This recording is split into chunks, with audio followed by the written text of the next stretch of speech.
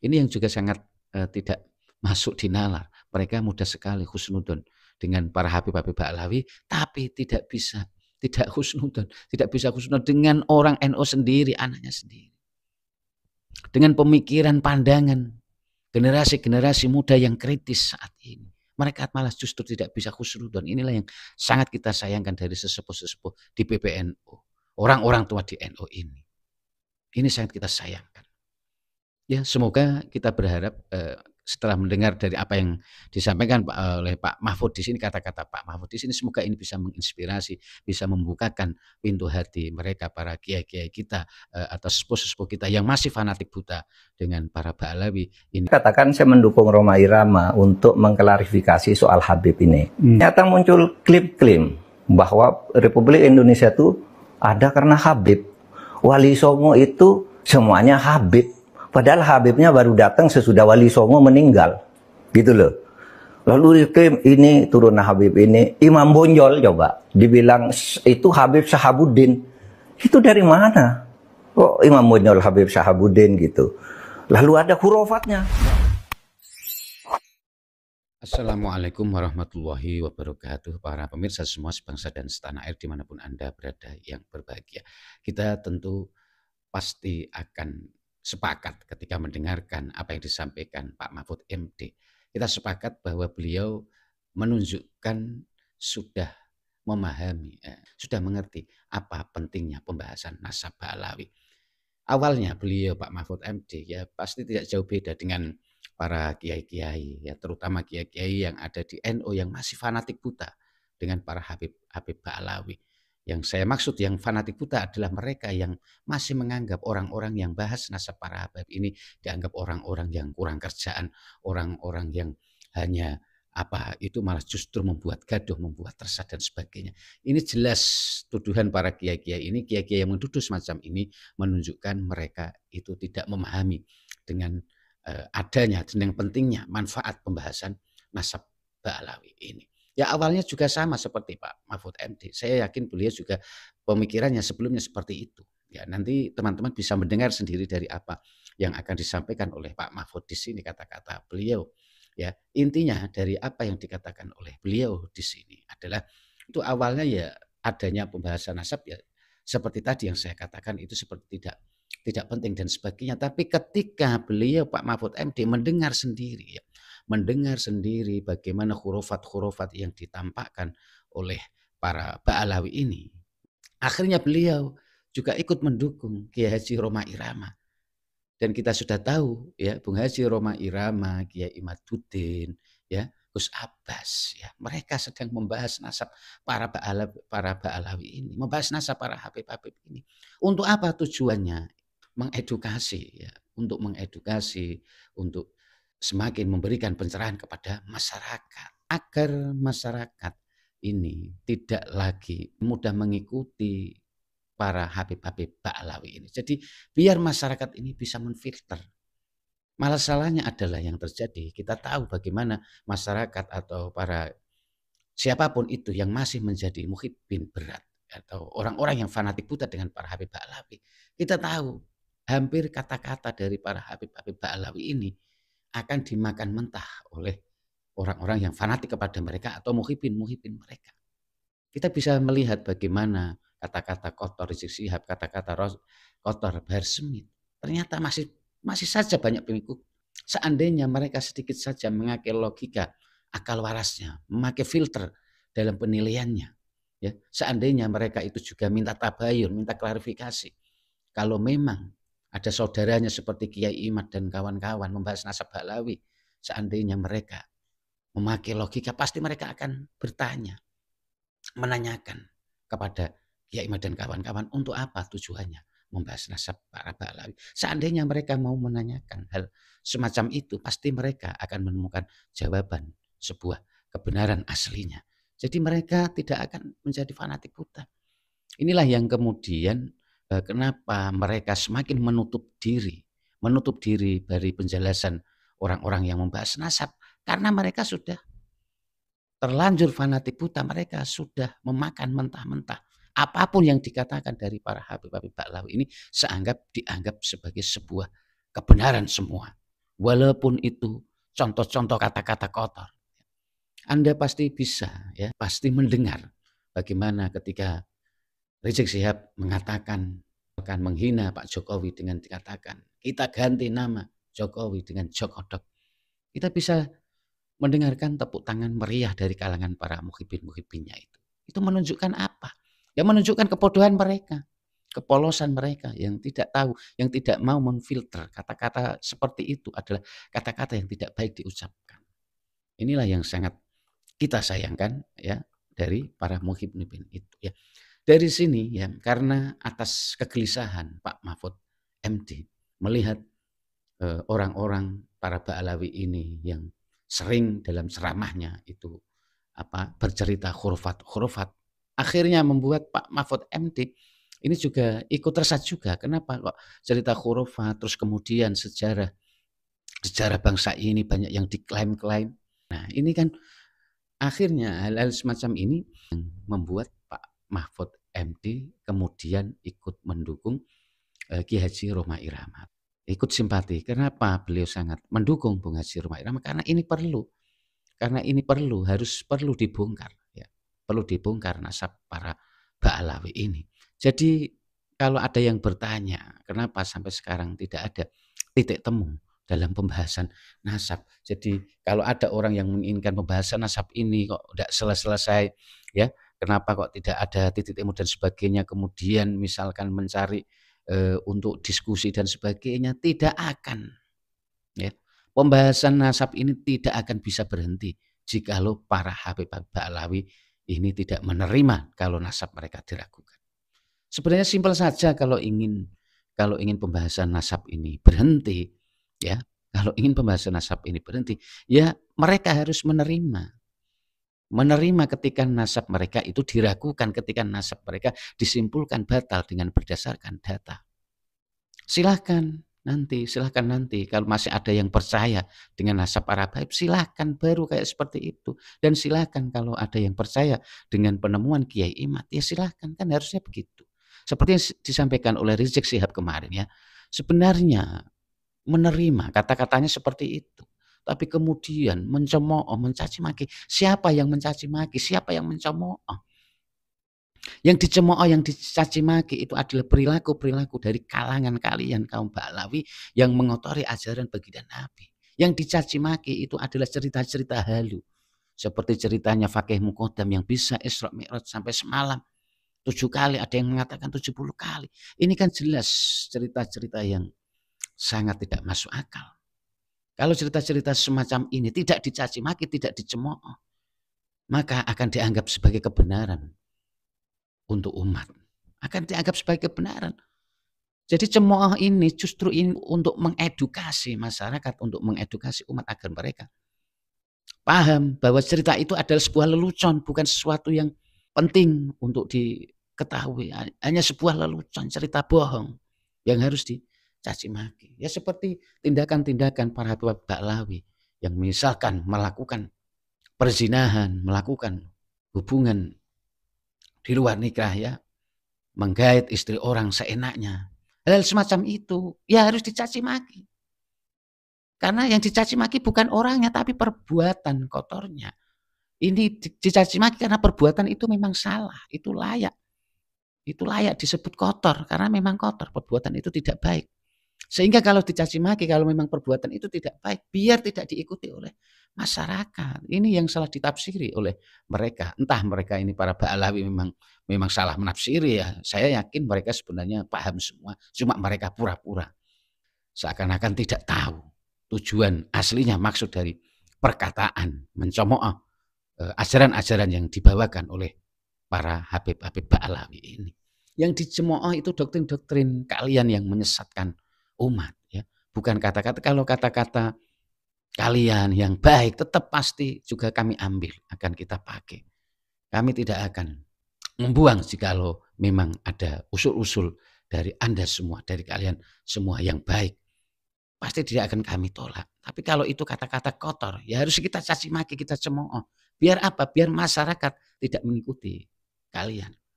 Karena masih adanya fanatik buta, karena mereka para muhibin ini masih fanatik buta, sehingga apa yang dikatakan, apa yang dilakukan oleh Habib-Habib Ba'alawi ini semuanya seakan-akan dianggap sebagai sebuah kebenaran. Nah, karena itulah perlu pembahasan nasab ini, itu perlu biar umat ini semakin paham, semakin tahu, oh orang-orang yang selama ini memberikan ajaran-ajaran yang tidak sesuai dengan ajaran baginda Nabi, seperti mengatakan dengan kekerasan dan sebagainya, seperti mencemooh orang ini adalah ajaran tidak baik. Jadi ketika mereka tahu yang berkata semacam itu ternyata nasabnya diragukan, yang berkata semacam itu ternyata masih diragukan sebagai durian Nabi, cucu Nabi, maka masyarakat akan cepat memakluminya dan mereka tidak terus gampang mengikutinya. Karena mereka masih akan berpikir, ini betul enggak cucu Nabi? Ya, inilah tujuannya pembahasan nasab, biar masyarakat itu bisa, pemikirannya bisa ada kesadaran semacam itu. Biar mereka tidak menjadi orang yang ngikut saja, menjadi orang yang fanatik buta terus-terusan. Sehingga mereka ada filter ketika ada sesuatu ajaran-ajaran yang janggal, yang menyimpang, tentu para muhibin ini kemudian akan berpikir ulang. Mereka akan mengikuti saja, percaya saja atau tidak. Nah, inilah pentingnya pembahasan nasab. Jadi pembahasan nasab ini kita memang tidak mencari titik temu. Pembahasan nasab ini itu membongkar nasab palsu, yang namanya membongkar. Ya, membongkar kepalsuan. Kita tidak perlu mencari titik temu, tidak perlu mencari mereka mau mengakui, mau sepakat atau tidak. Silahkan. Jadi dalam pembongkaran ini ya tetap selagi mereka tidak menerima pembahasan nasab ini, selagi mereka tidak mengakui, maka pembongkaran ini akan selalu dibahas biar masyarakat semakin lama semakin tahu hasil dari pembongkaran nasab palsu Ba'alawi ini, sehingga masyarakat semakin banyak yang paham, semakin banyak yang menyadari. Inilah pentingnya. Jadi tidak perlu, jadi sebenarnya ya tidak ada yang apa itu, yang resah itu tidak ada.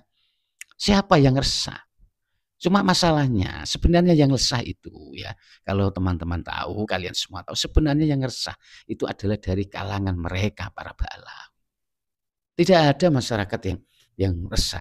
Yang muhibin mungkin mereka. Kenapa kok mereka resah? Karena ketika mereka mendengarkan hal-hal semacam itu dari pihak para Habib-Habib Ba'alawi, kemudian langsung menuduh bahwa orang-orang yang bahas nasab itu tidak usah dipercaya, langsung dituduh orang yang bahas nasab itu, dituduh, difitnah sebagai yang benci durian Nabi, ya, berarti tidak percaya durian Nabi dan sebagainya. Langsung dikatakan seperti itu. Nah, itulah yang kemudian membuat para masyarakat, umat atau para muhibin ini resah. Kenapa kok ada pembahasan nasab? Seandainya para Habib-Habib Ba'alawi ini mau legowo, mau menerima nasab mereka itu dibahas, ya tidak akan ada kegaduhan. Ya akan berjalan seiring, biasa-biasa saja. Ya biasa-biasa saja, mungkin kita cuma meragukan kok. Yang dilakukan Kiai Ahmad dan kawan-kawan itu apakah mereka membenci? Siapa yang membenci? Ini kan hanya membahas nasab, cuma meragukan. Kalau orang meragukan nasab itu kan hak kita semua ya. Sebenarnya hak kita, hak Kiai Ahmad. Ketika kemudian ini dibahas di publik, ditampakkan di YouTube dan sebagainya, di media sosial, biar apa?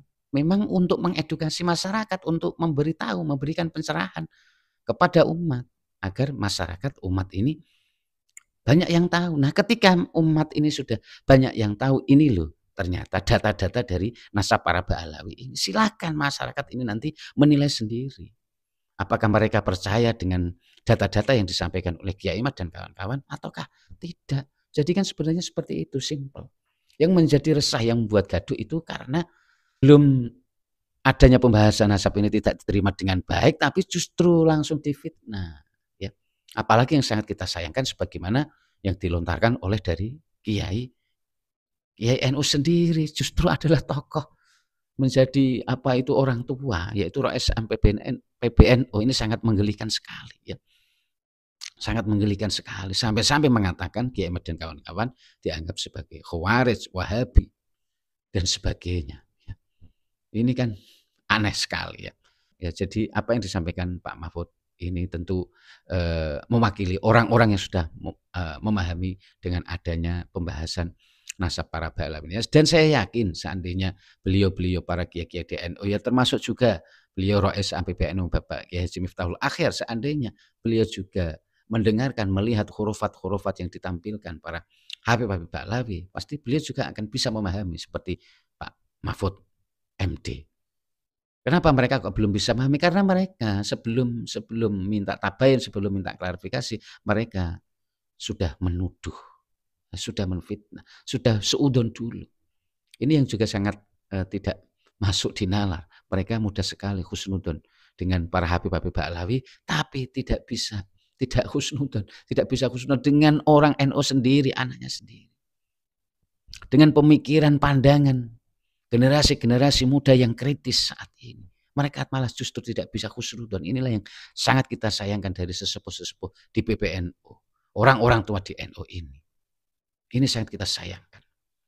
Ya, semoga kita berharap setelah mendengar dari apa yang disampaikan oleh Pak Mahfud di sini, kata-kata Pak Mahfud di sini, semoga ini bisa menginspirasi, bisa membukakan pintu hati mereka, para kiai-kiai kita atau sepuh-sepuh kita yang masih fanatik buta dengan para Pahlawi ini, bisa semakin membuka diri, bisa semakin menerima tujuan orang-orang yang membahas nasab Pahlawi ini. Baik, mari kita simak saja dari Pak Mahfud ini. Dari saya cukup sekian, mohon maaf atas segala kesalahan dan kekurangan.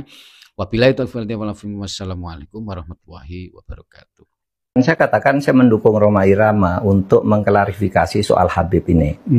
Karena saya terganggu dan tersinggung terhadap perkembangan ini sesudah saya melihat tiap mau tidur saya lihat YouTube pertengkaran Rhoma Irama, Imaduddin, Gus Abbas dengan para habaib itu luar biasa, menimbulkan pro kontra. Lalu saya lihat apa sih masalahnya.